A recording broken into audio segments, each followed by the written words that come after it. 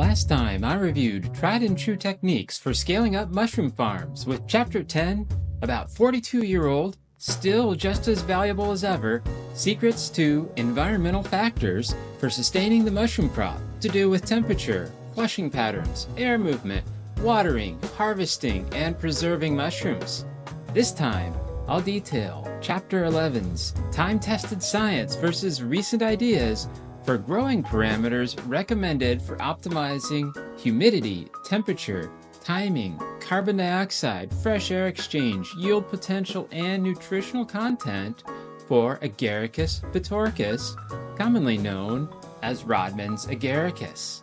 Then, in upcoming sections, we'll review additional species.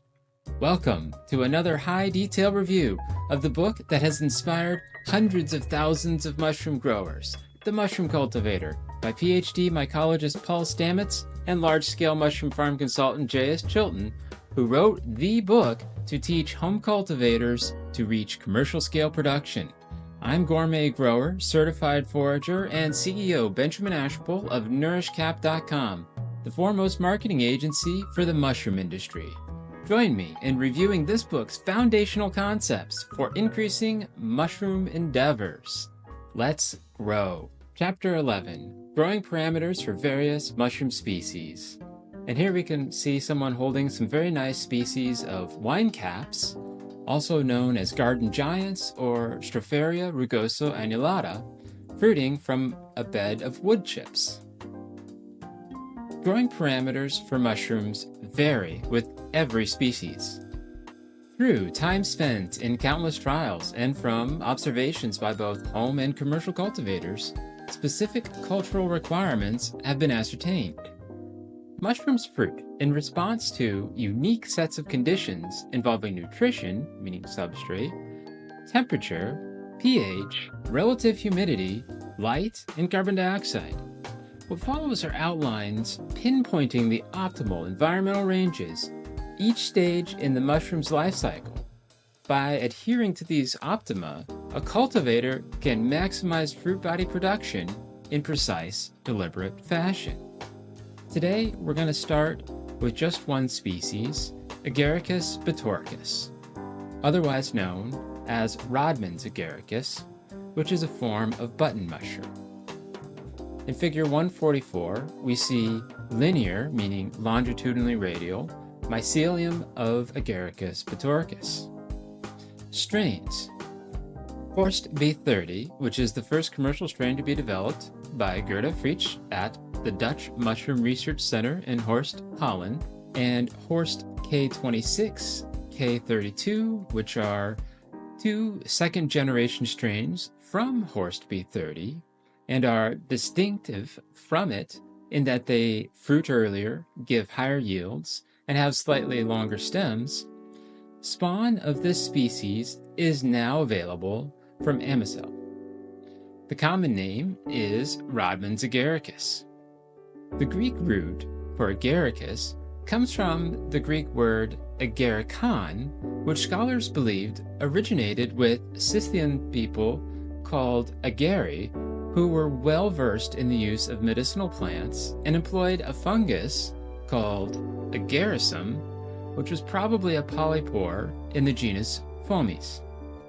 The species epithet bitorquis means that having two rings, or for double annulus, that distinguishes this species from close relatives like Agaricus campestris, the meadow mushroom. General description of the mushroom. Cap, smooth, white, thick-fleshed, convex to broadly convex to plain with age. The cap margin is incurved at first, but soon decurves. The gills are pinkish at first, soon darkening to chocolate brown with spore maturity. The stem is thick, relatively short, and adorned with a double membranous annulus. This means the lower ring is often a thin annular zone. Its spores are dark chocolate brown in mass. The natural habitat of this mushroom is that it's found in lawns, gardens, roadside areas, pastures, and in enriched grounds and on hard-packed soil. A temperate species, widely distributed, Agaricus bitorquis fruits primarily in the spring and to a lesser degree in the fall. So let's dive into the growth parameters. Mycelial types: rhizomorphic to linear, whitish to pale whitish in color, spawn medium, rye grain buffered with calcium carbonate and or calcium sulfate. See Chapter 3. And there are often many kinds of medium that will work. We won't note that for all of the different options and possible parameter variations throughout these sections. See the earlier videos and chapters for more detail on that. But these are the ones that are recommended by Stamets and Chilton from their experience and experiments. Method of preparation. See Chapter 5 on compost preparation, but pasteurization achieved through exposure to live steam for 2 hours at 140 Fahrenheit through the substrate. Compost should be filled to a depth of 6 to 12 inches. The spawn run humidity should be at 90 to 100%, substrate temperature 84 to 86 Fahrenheit, with thermal depth limits having been established at 93 degrees Fahrenheit over a prolonged period of time, which I'll note is a bit lower than was mentioned in previous chapters. This species may be particularly sensitive to heat, but of course we previously noted that every species is a little different. Duration of the spawn run, 2 weeks. Carbon dioxide for the spawn run, aim for 5 to 10,000 parts per million. And fresh air exchanges, none are needed during spawning.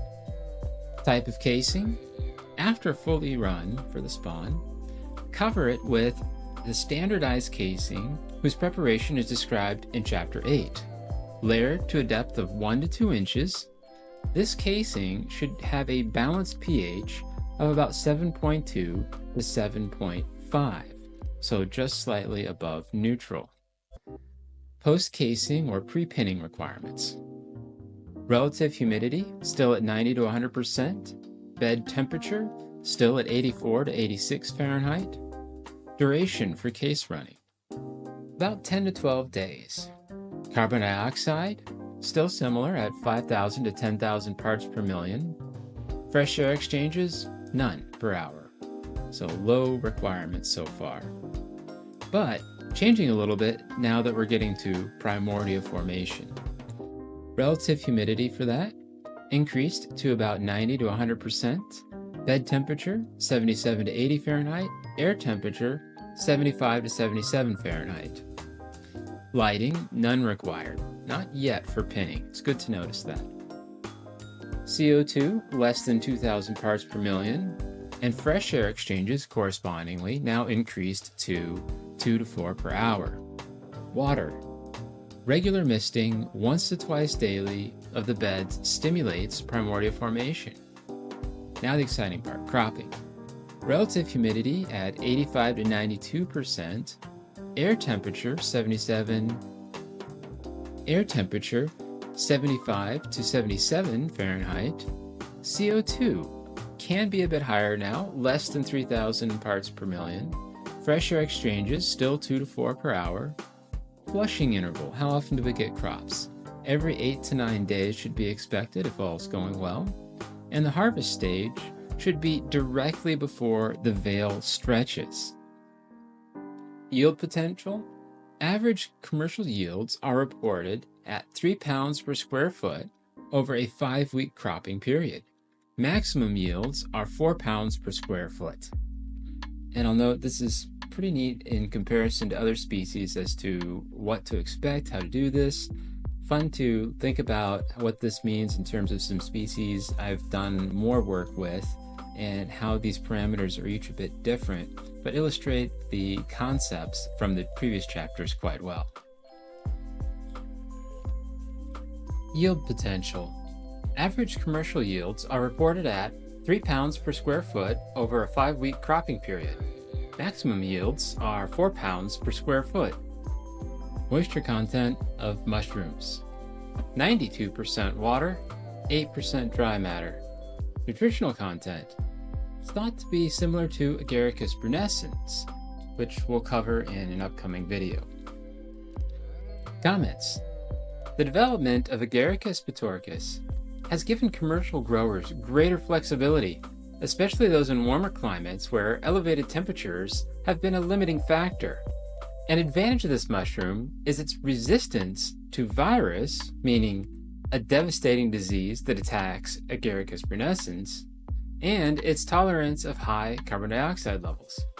The disadvantage of growing this warmth-loving Agaricus is the higher incidence of disease endemic to the temperature range in which the species flourishes. Agaricus bitorquis is coarser, firmer, more strongly flavored, and has a longer shelf life than its close relative, Agaricus brunescens. Genetic characteristics. Basidia tetrapolar, meaning four-spored, forming haploid spores, heterothallic. The mating of compatible monokaryons can result in fruiting strains. Clamp connections absent. See Chapter 15. For further information, consult these handful of publications. And that's it for today. Great job following the growing parameters recommended for Agaricus bitorquis, commonly known as Rodman's Agaricus. Next time, I'll continue Chapter 11's scientific yet practical coverage of the precise growing parameters for optimizing humidity, temperature, timing, carbon dioxide, fresh air exchange, yield potential, and the nutritional content for this species of mushroom. Points to the houses of whoever writes its scientific name as a comment, the mushroom pictured here. Until then, what are your experiences and questions? What would be helpful to you as a mushroom grower?